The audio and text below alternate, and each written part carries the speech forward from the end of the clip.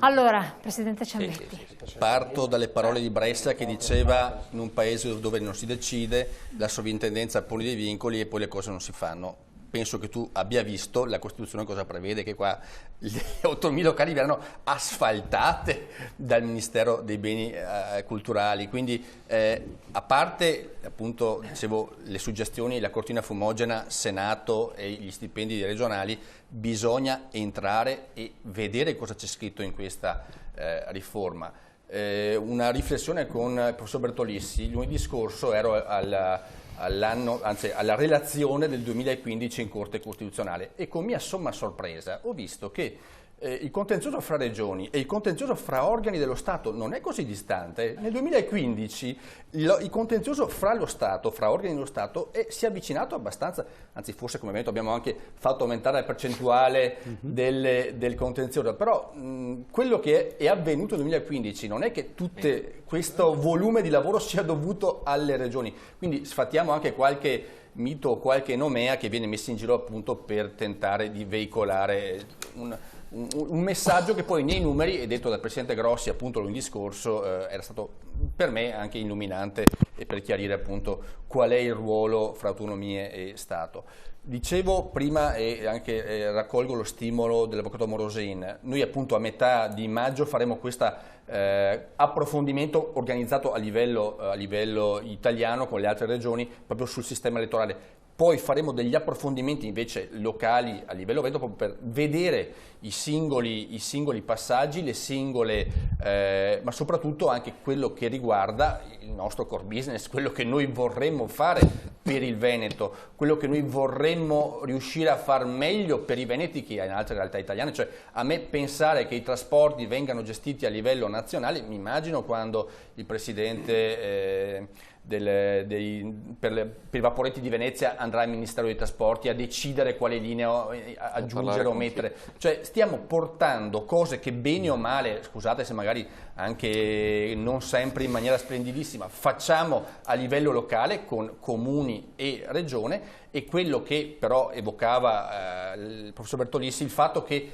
con questa riforma ci sia anche magari già un passaggio per cui le regioni sono un orpello da in qualche maniera allontanare o addirittura chiudere, secondo me non è molto lontano da quello che qualcuno pensa veramente delle regioni. Io ritengo che comuni e regioni sono un presidio di democrazia sul territorio. Centralizzare, ripeto, specialmente in questi anni dove ho visto il peso dei ministeri andare in maniera veramente preponderante sulle volontà anche dei politici, mi fa veramente, veramente paura per l'attività amministrativa, tra virgolette, dello Stato. Poi abbiamo visto anche cose recenti, che l'emendamento scritto e messo dentro alle 2 di notte, scritto dal funzionario del Mise, serviva a fare cose poco eleganti, e proprio quell'emendamento fatto togliendo autonomie a comuni e regioni ha permesso di realizzare cose che i territori non volevano. Quindi centralizzare troppo anche su cose che sembrano di grande strategia.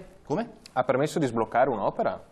Un investimento? Beh, ho letto, che poi c'è qualcuno, ho letto qualche intercettazione e che qualche poi c'è qualcuno che ci abbia rubato, deve essere perseguito, deve essere mandato dentro. Però l'emendamento in sé è un emendamento per sbloccare un'opera strategica. Non volevo entrare su questo tema, ma se questa cosa era così strategica nello sblocca Italia e nella legge stabilità 2015, i 6 quesiti di regioni, uno era questo, è stato bellamente accettato e ricompreso nell'emendamento della legge di quest'anno, quindi è durato un anno, è servito a sbloccare un impianto. E permettetemi, se era un emendamento ad impiantum, visto che da quest'anno non è stato assolutamente superato, perché si è ritornati alla norma precedente che prevede autorizzazione di comuni e regioni, la cosa mi fa ancora più pensare male. Posso fare una Zanetti, battuta? Vidori, Allora, e volevo poi dire a Bressa Maria. che questa vis che sente non è una vis polemica, è proprio un'accorata, come dire, preoccupazione, e del resto, insomma, io penso che interrogarsi, come diceva il professore, su questioni così importanti non possa far venir meno questa vis, che è prevalentemente una vis culturale di idee e di confronto. Dopo ho sentito parlare di modernità. Il professore citava Max Weber. Io vorrei ricordare che Zygmunt Bauman, che non è proprio lo shock di turno in Democrazia Liquida, diceva che la modernità è quella cosa che non deve uccidere la democrazia. e deve avere come principio cardine del suo cammino i cittadini e il loro benvolere. Ora io ho delle perplessità sul fatto che questa riforma costituzionale produca dei vantaggi. Hanno citato prima la soppressione delle province, legge del Rio 90. Io vorrei che la vedeste dal punto di vista di chi esercita tutti i giorni contrattazioni regionali sotto il profilo sindacale. E abbiamo 20.000 dipendenti che da quando sono state soppresse sono state messe in comuni e regioni senza dargli finanziamenti per poterli pagare. Tant'è che adesso si è aperta la mobilità verso molte amministrazioni. 2. Le competenze delle province, che sembrava non facessero niente, adesso sono palleggiate fra comuni e regioni. Nel frattempo cosa succede? Ne cito una. La manutenzione delle strade, siccome non ci sono i soldi, che prima la faceva la provincia, adesso la regione non sa come farla perché i fondi non li ha, perché ha comunque... Allora io dico, se questa è modernità, io vorrei fermarmi un attimo, vorrei quantomeno provare a ragionare, perché non possiamo continuare a spacciare modernità, innovazione, quando in realtà sono dei passi indietro, non solo come vulnus alla democrazia, ma come vulnus ai cittadini, perché poi insomma voglio dire, alla fine chi paga i conti di queste cose sono appunto la signora Maria che ha le strade messe peggio, che il figlio non trova lavoro, e penso al Jobex, no? Che sulla fiscalità c'è un aumento di fiscalità spaventoso e però poi ci sono 16 punti di PIL di evasione fiscale, ce ne sono 60 di corruzione in questo paese. Forse questi sono i temi che dovrebbe aggredire un governo che si dice di centro-sinistra, altrimenti io mi sono perso qualcosa per strada. Chiarissimo. Allora, professore Evidori, perché Evidori deve dargli la parola. Vi rubo un minuto, solo per in chiusura dire questo. Non so se sia una spiegazione di tanti problemi, del problema della decisione da prendere, insomma, che spiega queste preoccupazioni. Però io ho scritto un libro sul mio maestro e ricordavo una cosa che mi disse quando fu ministro tecnico. Allora dico, cosa pensi della tua funzione? È stato ministro con Fanfani e con Ciampi. Dice, dopo che sono stato ministro tecnico mi sono convinto che i tecnici devono fare i ministri per il più breve tempo possibile, perché la politica li devono fare i politici. È molto probabile che anche questa situazione sia il frutto malato, l'eredità malata, dei troppi tecnici che abbiamo mandato in Parlamento con l'idea che fossero capaci di risolvere dei problemi, mentre purtroppo, essendo spesso dei professorini e non dei veri professori, perché il vero professore è un presocratico, è un socratico, sa di non sapere, il professorino invece non è così avanzato con gli studi, pensa di sapere. Avendo ingolfato il Parlamento di quelli che pensano di sapere, il risultato è proprio questo, cioè la eliminazione della politica con i suoi problemi, con le sue dinamiche, con i suoi tempi, l'espropriazione quindi di questa funzione ad opera di questi sedicenti competenti e ci hanno lasciato questa eredità per cui ci hanno messo in testa che bisogna correre. Domanda, dove vai? Ah, ma questo non è un problema. Vedremo dopo. Ecco, io questo lo lascio qui collegandolo a quell'insegnamento fattomi da quel grande personaggio che era e che era abituato a riflettere. Questo significa rimettere al centro del paese la politica con la P maiuscola che è fatta di quelli che fanno politica e si fanno eleggere. Scusi, Assolutamente, Vidori. Sì, io ho taciuto gran parte della trasmissione perché, come dicevo prima, per ragione sociale, indipendenza veneta, non posso che così guardare e imparare. Mi sento di dire una cosa dopo aver ascoltato il professor Bertolissi, che se questo problema, questa modifica della Costituzione venisse affrontata con la solennità e il rispetto che ha saputo descrivere rispetto a analoghi diciamo, eventi in Canada piuttosto che negli Stati Uniti, eccetera, probabilmente io non sarei indipendentista. Invece mi trovo a confrontarmi con una nazione che si chiama Italia, nella quale un governo che si prende così il compito di modificare la Costituzione in funzione di necessità di andare avanti, sviluppare, diciamo, si argomenta, come ha fatto adesso poco fa Bressa, dicendo che la modifica non è centralista. Sì, è centralista, però non lo è. Allora, come si fa a modificare la Costituzione partendo da un caposaldo, fra virgolette, di questo tipo? Quando si mette insieme la modifica di una delle due Camere, la si mette insieme all'abolizione del CNEL. Il CNEL è stato abolito verbalmente dal medesimo Renzi il primo giorno in cui è entrato a fare il primo discorso che ha fatto: aboliamo il CNEL. Nel frattempo ci è costato 9 milioni di euro all'anno, nonostante fosse stato abolito.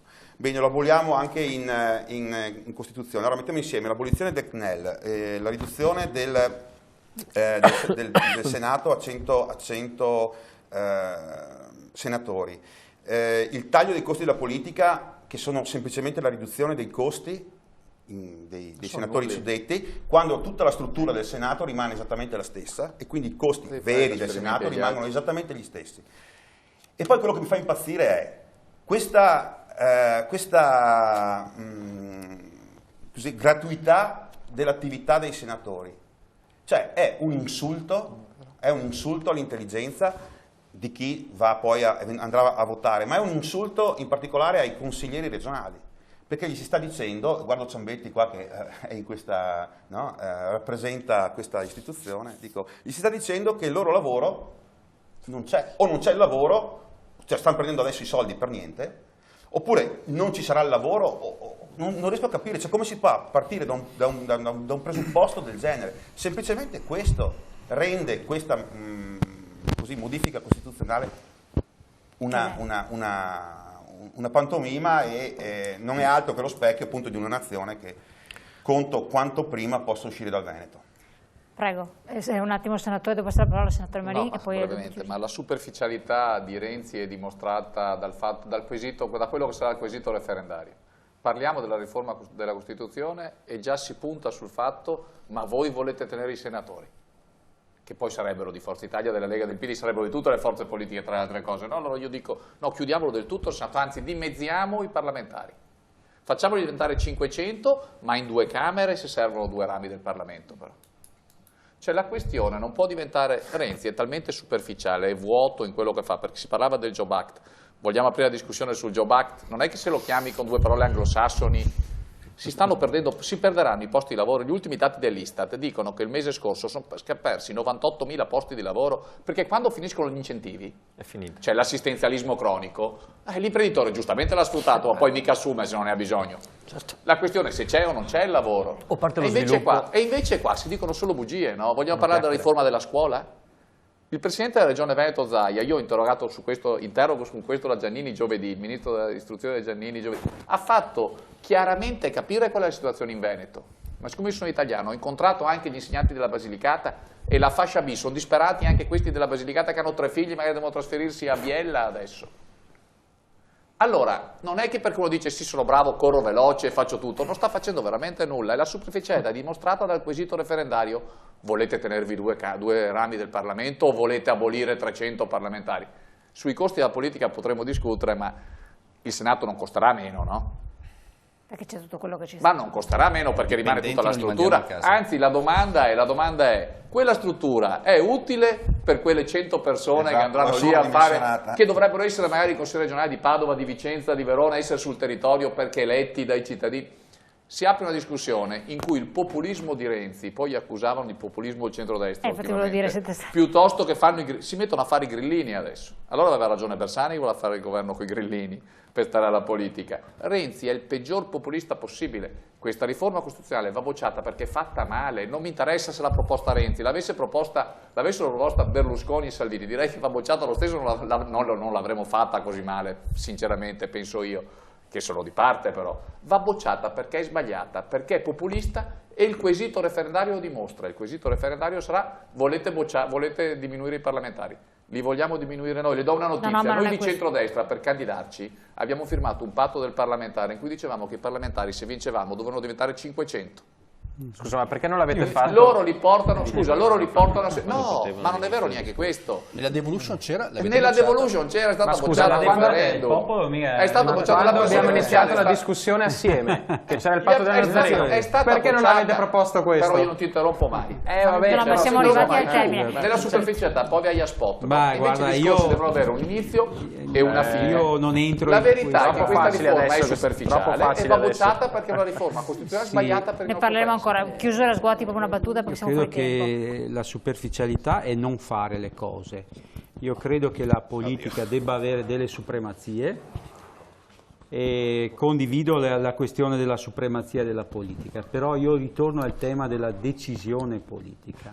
Se la decisione politica è uguale anche alla responsabilità.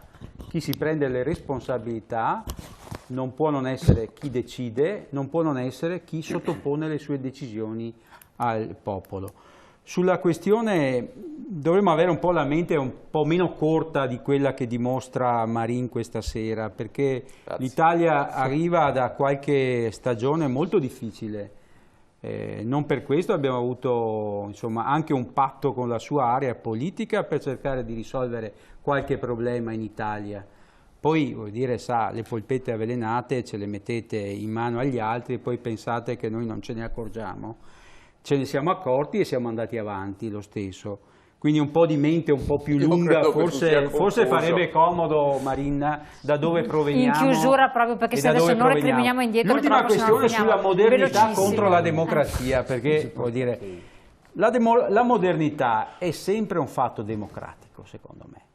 Cioè la modernità e l'innovazione non può non essere un fatto che noi auspichiamo, anche se a volte possiamo palesarne delle difficoltà. Perché se no, vuol dire, qual è il tema perché dovrebbe avere supremazia la politica? Cioè su cosa dovrebbe avere supremazia la politica se non sa orientare la modernità? Io credo che è un compito fondamentale alla politica di orientarla. Ma in tutte le epoche storiche è stato così e deve essere così, ed è per questo che è nobile come ragion d'essere. Ora, ripeto, io credo che le riforme possono essere sempre le più perfettibili possibili, ma mi hanno insegnato che il bene è nemico anche del bene, come dire, il meglio è sempre nemico del bene. Io credo che stiamo facendo una riforma che va nell'interesse degli italiani, non nazionale, degli italiani anche che vivono in Basilicata, in Veneto, in Puglia, se sappiamo stare al passo con le proposte che vengono fatte. È chiaro che se su questo vogliamo inserirci ogni volta il demagogismo o il populismo, sì, questo di molti che stanno cercando, vuol dire, di pensare che i 2 anni di governo Renzi sono già, vuol dire, vicino alla fossa, guardate, questo non può avvenire e non deve avvenire. Per questo io auspico che ci sia tanta gente che confermi che Renzi non è, come lo state dipingendo, vicino alla fossa. Sta facendo degli interessi, non sono gli interessi dei cittadini, sta facendo degli interessi verso i cittadini. Chiarissimo. Ci siamo giunti al termine. Bisognerebbe chiederlo, scusa, a quei toscani, a quegli italiani che hanno investito tutti i loro risparmi in quelle famose 4 banche, dove Renzi è stato debole con i forti, i banchieri, cioè salvando le banche, forte con i deboli, cioè con i risparmiatori. E i rimborsi promessi, quello che poteva fare con le norme europee. Non si vede un euro. Vabbè, torneremo a parlare di questo. Allora io vi ringrazio. Una battuta proprio di chiusura, professore, come tecnico, perché a questo punto così non lasciamo... Allunga la visione. Insomma, cominciamo a discutere per capirci. Noi dal nostro punto di vista, anche se dopo siamo cittadini che vanno a votare, se vogliono e via discorrendo, e io mi auguro che ci sia un limpido confronto. Ecco, questo dico la verità, che non sia un muro contro muro, perché ricordo proprio Massimo Franco sul Corriere all'inizio, insomma poco tempo fa, che paventava questo pericolo. Questo sarebbe danno per tutti, perché il corpo a corpo non porta da nessuna parte, però questo tempo che io ho trascorso qui, che mi consente di ringraziare lei che mi ha invitato e loro che hanno partecipato insieme, credo che sia un buon inizio. Almeno da queste parti forse riusciamo a ragionare. Noi ce lo auspichiamo, grazie veramente a tutti quanti voi di aver partecipato. Con questo un invito ogni volta che noi cercheremo di invitare anche altre forze politiche di rendersi magari disponibili, perché è un servizio che viene dato a tutti quanti i nostri cittadini per capire qualche cosa in più in tematiche che effettivamente sono molto complesse, molto difficili, ma necessitano la nostra comprensione, partecipazione e consapevolezza, perché dopo si andrà a votare con consapevolezza. Grazie ancora, buon proseguimento e buonanotte a tutti. Grazie, arrivederci.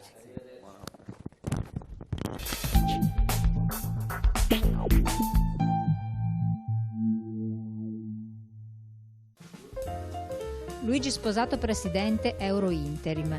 Andiamo su un'altra piattaforma, andiamo quindi su internet e parliamo di qualcosa di estremamente importante e innovativo per le aziende che vogliono farsi conoscere, far conoscere e vendere i propri prodotti all'estero, ovvero Bravo Italia è un marketplace di Eurointerim Servizi SPA e del gruppo quindi Eurointerim Agenzia per il Lavoro. Intende dare la possibilità a coloro, quindi piccole e medie aziende, che hanno un prodotto italiano, quindi Made in Italy valido, e viene data la possibilità di poter metterlo in vetrina e farlo individuare e riconoscere nel mondo.